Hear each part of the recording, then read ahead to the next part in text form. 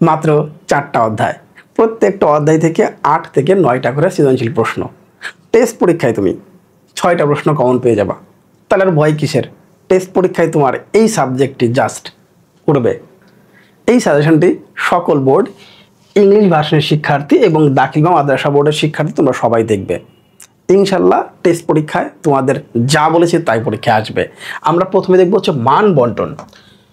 মান বন্টন আগের মতোই প্রি টেস্ট আমরা দেখে আসছি। 15টি থেকে হচ্ছে 10টি, এখানে হচ্ছে 20 নম্বর, আর 8টি থেকে হচ্ছে এই 5টি। 3টা অধ্যায় থেকেও আমরা কিন্তু 5টা প্রশ্ন কমন পেতে পারি।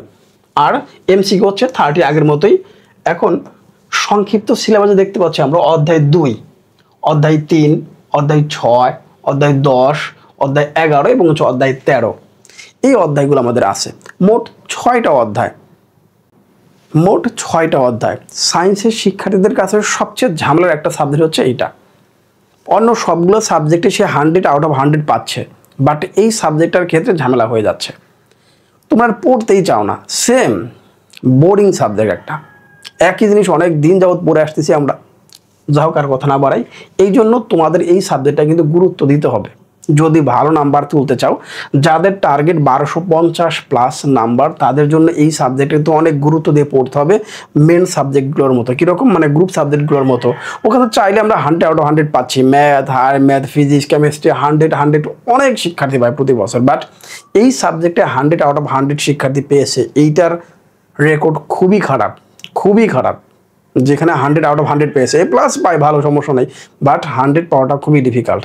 এর জন্য তোমাকে প্ল্যানে স্মার্ট হইতে পড়াশোনাটা করতে হবে, তাহলে সবার চেয়ে এগিয়ে থাকবা। কম সময়তে তুমি অনেক ভালো রেজাল্ট করতে পারবা, অনেক বেশি নাম্বার পেতে পারবা। আচ্ছা, তাহলে শর্ট সিলেবাস চলে গেল। শুরু করতে চাই অধ্যায় হচ্ছে 6 দিয়ে। এই অধ্যায় থেকে একটা প্রশ্নই আসবে, 2টি প্রশ্ন সম্ভাবনা খুবই কম। তারপরে এই অধ্যায়টা আমি প্রথমে রাখলাম, কারণ এই অধ্যায় হচ্ছে সহজ।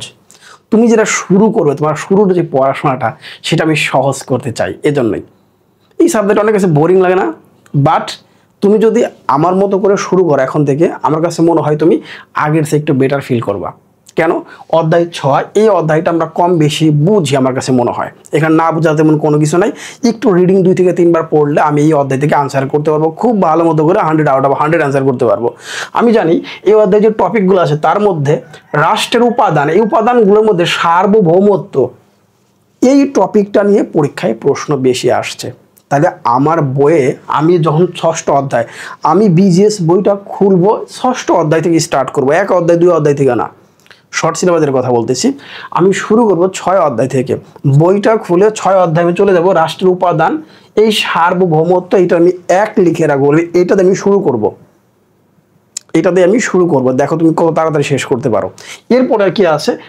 রাষ্ট্রের কার্যাবলী। তাহলে রাষ্ট্রের কার্যাবলীগুলো শিখবো, তার সাথে উপাদানগুলোর মধ্যে সবচেয়ে বেশি হাইলাইট করেছি কোনটা? সার্বভৌমত্ব। এটা নিয়ে সৃজনশীলে বেশি আসবে এবং বিগত কয়েক বছর সেটাই হয়েছে। নেক্সট, রাষ্ট্রের প্রতি আমাদের দায়িত্ব এবং কর্তব্য, সুশাসনের জন্য আইনের প্রয়োজনীয়তা। 2 থেকে 3 বার রিডিং পড়লে হবে। এই 3টা টপিক বেস করে, এই প্রথম টপিকটা বেস করে আমি সৃজনশীল প্রশ্ন রেখেছি 1টা, 2টা, 3টা। আমি এই প্রথম কোশ্চেনটা পড়লে এই সবগুলোর উত্তর হয়ে যাবে। তুমি বাকি 2টি প্রশ্ন শুধু উদ্দীপক পড়ে দেখো, তুমি এই প্রশ্নগুলো ধরতে পারো কিনা। That's it. সহজ না? তাহলে আমি টাইপ অনুযায়ী সাজিয়ে দিয়েছি। এরপর আসে কি? রাষ্ট্রের প্রতি দায়িত্ব এবং কর্তব্য। যশোর বোর্ড, ময়মনসিংহ বোর্ড, ঢাকা, যশোর এবং লাস্টে ঢাকা বোর্ড হচ্ছে কত? 17। এই প্রশ্নগুলো বাকি যে টপিকগুলো আছে তার উপরে বেস করে নেওয়া হয়ে গেল। তাহলে এই অধ্যায়টা কত সহজ আমি শেষ করতে পারতেছি। জাস্ট এইভাবেই শেষ করো, 2 থেকে 3 ঘন্টার মধ্যে পুরো অধ্যায়টা ক্লিয়ার হয়ে যাবে সৃজনশীলের ক্ষেত্রে 100%। এবার আসো শর্ট প্রশ্ন, সংক্ষিপ্ত প্রশ্নের ক্ষেত্রে আমি কি করব? এই বোর্ড কোশ্চেনগুলো ছাড়া বাকি যে বোর্ড প্রশ্নগুলো আছে ওই অধ্যায়ের বোর্ড প্রশ্নগুলোর মধ্য থেকে স্পেশালি সৃজনশীলের খ নাম্বারটা, বাকি সবগুলো প্রশ্নের সৃজনশীল খ নাম্বারটা বারবার পড়বা, এতে করে শর্ট প্রশ্নগুলো 90% ক্লিয়ার হয়ে যাবে। তাহলে পরের অধ্যায়টা দেখি। অধ্যায় হচ্ছে 10। এই অধ্যায় থেকে 2টো প্রশ্ন সম্ভাবনা সবচেয়ে বেশি ধরে নাও, সেটা হচ্ছে 95%। এই অধ্যায় থেকে 2টি প্রশ্ন আসবে। প্রথমে একটা সহজ অধ্যায় শিখে ফেলছি, এবার একটু তার তুলনায় একটু কঠিন বলবো না, কিন্তু এই অধ্যায়টা সহজ আমি মনে করি। তাহলে প্রথমেই স্টার্ট করবো 6 অধ্যায় দিয়ে, এরপর আমরা পড়বো হচ্ছে 10ম অধ্যায়। 10ম অধ্যায় আমি কী শিখবো? ধনতান্ত্রিক অর্থনৈতিক ব্যবস্থা, এটা সবার আগে শিখবো, এটাকে 1 নাম্বার টপিক দিয়ে রাখবো। 2 নাম্বার হচ্ছে সমাজতান্ত্রিক অর্থনৈতিক ব্যবস্থা, এটা 2 নাম্বারে। এই দুইটা টপিকের উপরে বেস করে 90% সৃজনশীল প্রশ্ন আসে এই দুইটার উপরে। যে কোনো সৃজনশীলের মধ্যে এই দুটো টপিকে একটা না একটা থাকবেই, তাহলে কেন পড়বো না? তাহলে আমরা এই দুটোর উপরে সবচেয়ে বেশি গুরুত্ব দিব। যিনি গরিব আছেন সে সারা জীবন গরিবই থাক, আর যিনি ধনী তিনি আরও ধনী হোক, এই মন্ত্রটাই হচ্ছে প্রথমটা। জাস্ট এই বেসিক বোধটা একটু শিখে নাও, সৃজনশীল খুব ভালো মতো লিখতে পারবা। ওকে, এই টপিক দুটোর উপর বেস করে ঢাকা, রাজশাহী, ময়মনসিংহ দেখতে পাচ্ছি 3টা প্রশ্ন, ঢাকা এবং যশোর এখানে 2টি প্রশ্ন। এই 5টা প্রশ্ন এই জাস্ট দুটো টপিকের উপর বেস করে আমি একটা শিখলে কিন্তু বাকি সবগুলো উত্তর করতে পারি। সেম টাইপের কোশ্চেনগুলো দিয়েছি, 1 থেকে 2টি প্রশ্ন খুব ভালো মতো দেখো, বাকিগুলো উদ্দীপক পড়ে দেখো তুমি ধনতান্ত্রিক সমাজতান্ত্রিক ব্যবস্থা এটা ধরতে পারো কিনা। ধরতে পারছো মানে ক্লিয়ার।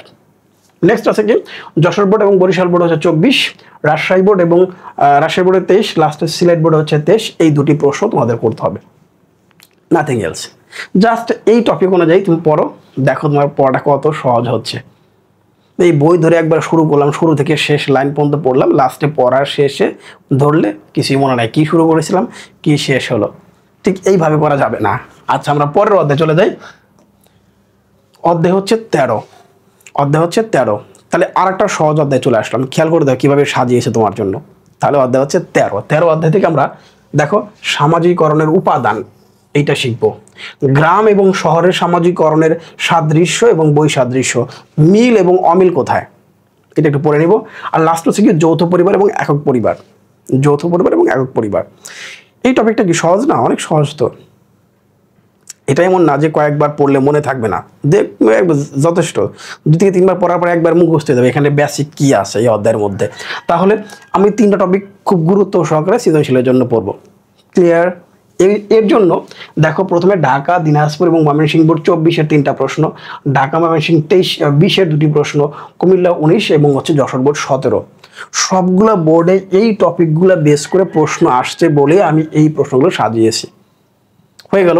ইতিমধ্যে আমি যে 3টা অধ্যায় তোমাদের দিলাম, এই 3টা অধ্যায় থেকে খেয়াল করে দেখো, এই 3টা অধ্যায় থেকে আমার কিন্তু মিনিমাম 4টা প্রশ্ন কিন্তু ইতিমধ্যে হয়ে গেছে।